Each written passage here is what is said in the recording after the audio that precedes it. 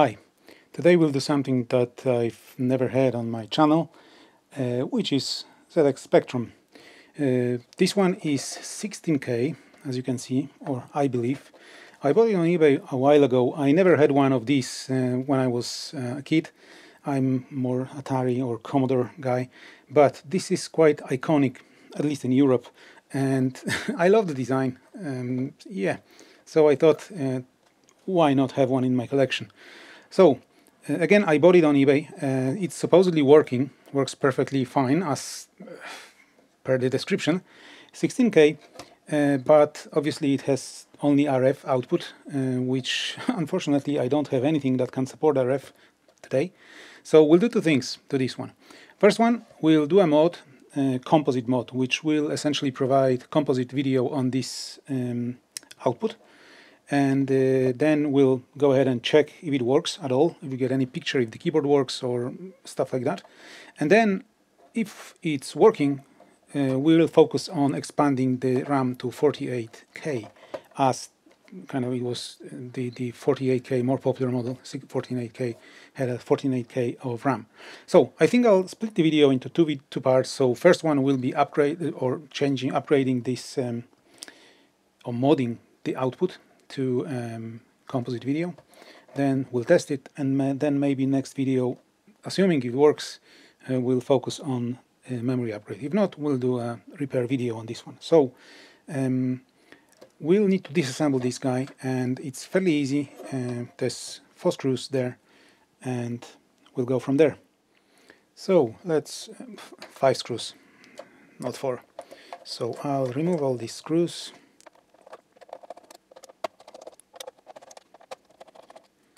That's done now, and let's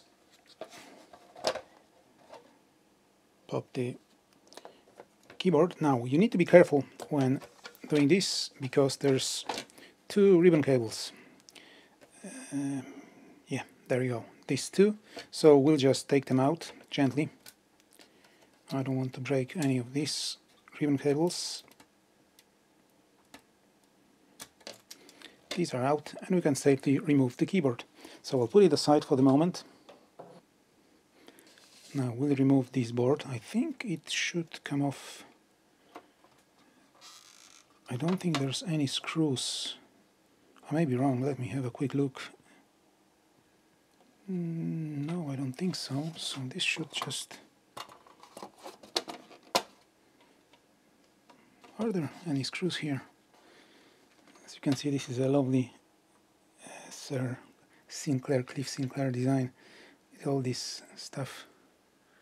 I'm not actually sure if this is from the factory. It looks like it is, yeah. Let me see. How do we remove this bit? Seems like there is something holding in somewhere here. Oh, there's a screw there. Sorry. As I said, I've never seen these in real life, so yeah, now it's just I'll need to clean both parts.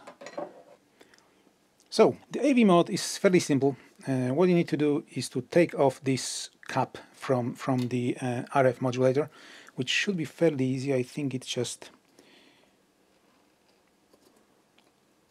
comes off with just a little bit of force. Maybe I'll use a screwdriver to help myself. So it's just these tabs that are holding it. It's not soldered or anything like that.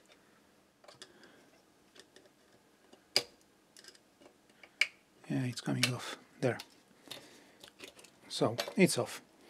Now with this being off, how it works. So this is the whole circuitry that makes the RF signal, and there's power that goes right in here, and the video. Sorry, let me grab something better. So this one here, this wire is power, so we need to remove that. Either cut it off or I'll probably desolder it here so that the mod is reversible. And this is the video. So the goal of the mod is essentially to get rid of that. We don't need this to be powered, so remove that and redirect this onto that middle pin. I'm not sure if you can see this, but this middle pin right here, there is yeah, I'm not really sure how to show you that. Maybe like that. You see there's resistor soldered in to this pin right here. So we need to desolder that resistor, leave it in place, and then reroute this this video signal maybe through this hole and solder it to that middle pin, and that's it. That will be it. So let me zoom in so that you can see it a little bit better, maybe, hopefully. Yeah, that's all I can do, unfortunately. So what I'll do, I'll add some fresh solder to this power line and we'll desolder it completely. Yeah, this is the power line that goes through this line. So if we desolder it, will be fine. And then what I'll do as well, I'll desolder this one, remove that one, and then I'll solder some wire in place of it and just route it through this hole. So let's do that now. So I'll just add some fresh solder to both these points so that it's easier to heat up and remove these wires. Yeah, that should be enough. I need fume extractor. So fume extractor is on, we can start working on it now. So what I'll do, I'll just grab one side with pliers like that and try and remove that wire while heating it up. This will be tricky because I only have two hands, so let's try that. There, this one is removed, and I'll do the other one as well while I'm at it. So just heat it up and done. I'll show you that on this side. So as you can see, both of these wires have been removed. Now let me just, actually I can do it with my hand. So I'll just kind of stick it like that, and the same with this one. There's a lot of solder left on it, on this one. But anyway, so I'll take this one and I bend it as well, just like that. So that, again, this will be reversible. If I ever want to go back, I'll just solder them back on, and that's it. Again, while I'm at it, I'll desolder this. I'll desolder this side of this resistor from this middle pin of the AV port. So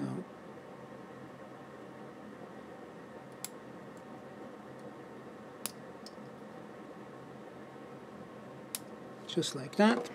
So as you can, not sure if you can see it, but let me just show you. So this resistor here is now desoldered, so there's just a blob of solder left there, and we'll use that blob of solder to solder this AV signal. Now we need some sort of wire. Let me grab a wire. Yeah, I have this one here. I think it'll be okay. So let me cut off a little bit of that. We don't need much, just yeah, something like this. And I'll actually start soldering it from this side, so I'll solder it there. Let me strip a little bit of it, just like that. So I'll just stick it in through this hole. Yeah.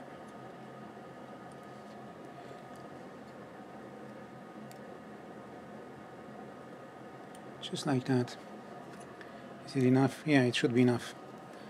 And then I just solder it on. It's very hard to see with the camera in the way, but actually that will be probably be easier if I pull it through first, and then I just don't want to melt the just like that should be enough.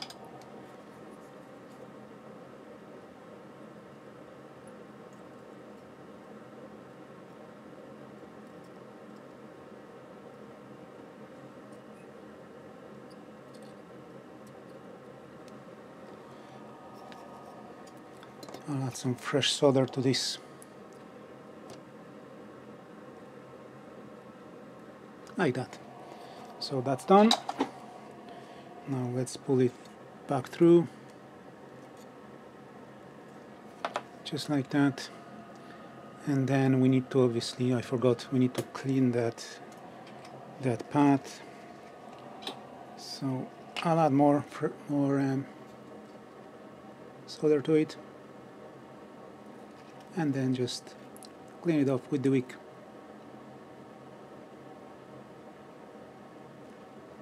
There. Let me clean it just a tiny bit while it's still hot.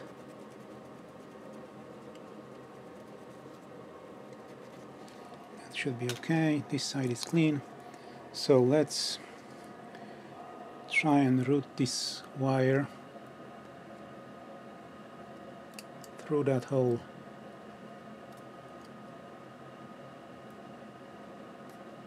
Just like that. I think somewhere here. So let me cut it off. Not this one. Just cut it somewhere here. And then I'll take it back and just strip there.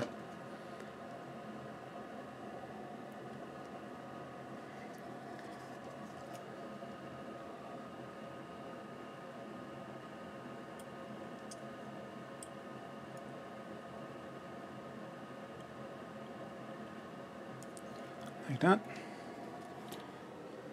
And we just solder it back in there.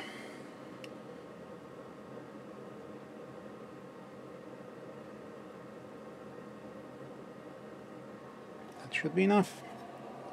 Let's just hope it didn't fall off. No, still there. And that's pretty much it. That's the AV mode or composite mode done. I'm just looking at this, trying to see if there's no short or anything like that, but it looks okay. So let's put this thing back on, just so it looks original. I think it went this way. Yeah. So that's back on, and let me now let's just now try and connect it and see if it works. I'm not sure. I think there should be something in this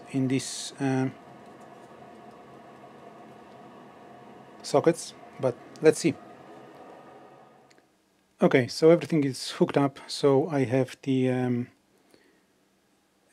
composite video going to RetroTink Pro capture card. So there's a mess on the desk. Just pretend you don't see that. And one important thing: these are center negative 9 volts. So double check your power supply. Mine is actually center positive, so I have this adapter that gives me reverse. So this is center negative now. So let me share my capture card window, and let's see what happens. So we should see kind of white screen with Sinclair Research on it. Let's see what happens.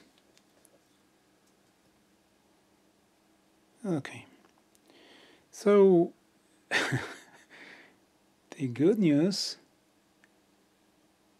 is that the composite mode, I think, works. Yeah, I don't see a problem there. So I think this works, but it's not the output I was expecting. So clearly something's wrong with this one. I need to double check what should be here and in here, because again I don't know if the first time I see 16K Sinclair ZX Spectrum. So let me just do some research on it. Let's just do it again. Let's pull it out again.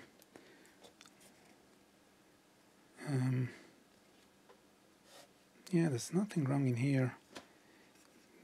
What I'm worried about is it might be the ULA chip. Assuming that nothing goes in here, which I would be surprised. That's true.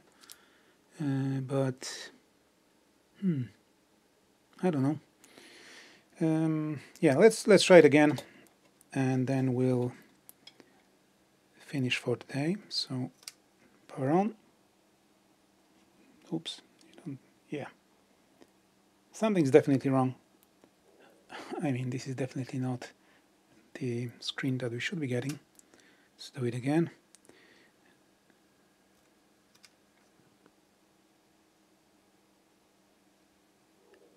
Yeah, that's not what I was expecting. But actually, before we finish, I think I have this. This is the smart card, or yeah, smart card V3, by the way. And this can be you can use this one to load games from SD card, but it can also work as diagnostics device. So let's try that. I'll put it in. Again, I'm just worried there should be something in here, but let's stick it in there, just like that, and power it on again. Let me enable that window and see what it does. It does nothing.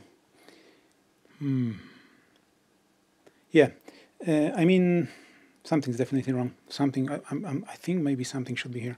Let's try it again. Okay, so I did some basic measurements, like if we get power and all that, and everything seems to be fine. I've also cleaned this these spots here, these pins here. So let's see, maybe that helped, because there was some oxidation, like it's old machine. So let's plug it in. There's some sound.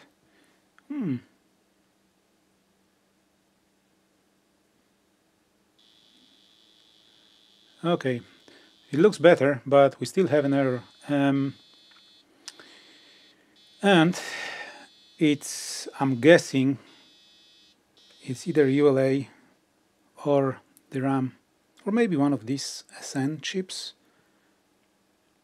No upper RAM, that's fine. Obviously this is 16K, but the address line error, that's either one of these. These are not getting hot at all.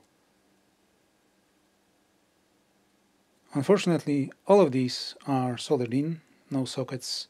These two are soldered in, so there will be quite a lot of work. Yeah, that doesn't look great. But in the meantime, I had a quick look at the motherboard, and clearly this, as you can see, you can't see my cursor unfortunately, but as you can see, there are empty. Sorry. These sockets, and obviously these sockets, they are all empty on that picture. So I guess that's by design, and that's what should be happening. Interesting. Anyway, let me power it off. I'll remove that card. This one's getting very hot, but I think again this is the power regulator or something like that. Let's plug it in again and see exactly what happens. So yeah, same thing. Yeah, I will need to have a look. The worst thing that could happen, at least right now, that I can think of, is this ULA. If this is faulty, then yeah, I will have to source that one from somewhere, and I'm not really sure where. Let's just try and... Not sure if I have those RAM chips. I think I may have some. Anyway, so before we do any upgrades, we'll need to fix it. and that will probably be the we'll try it in the next video, and also if we have time we'll also do the upgrade. The upgrade is fairly simple, so it should be fairly straightforward. The problem will be this: I don't have spare ULAs, and I think I have some RAMs, but again, and I think I have this SN, what is it, SN 74LS157, I think I have those as well, but this this one will be a problem. Anyway, so I'll power it off. So that's all for today. Again, I think the mod was successful. The problem is the rest of this board, and we'll try to fix it next time. Thanks for today. Please consider subscribing to my channel, and we'll continue working on this one in the next video. Thanks.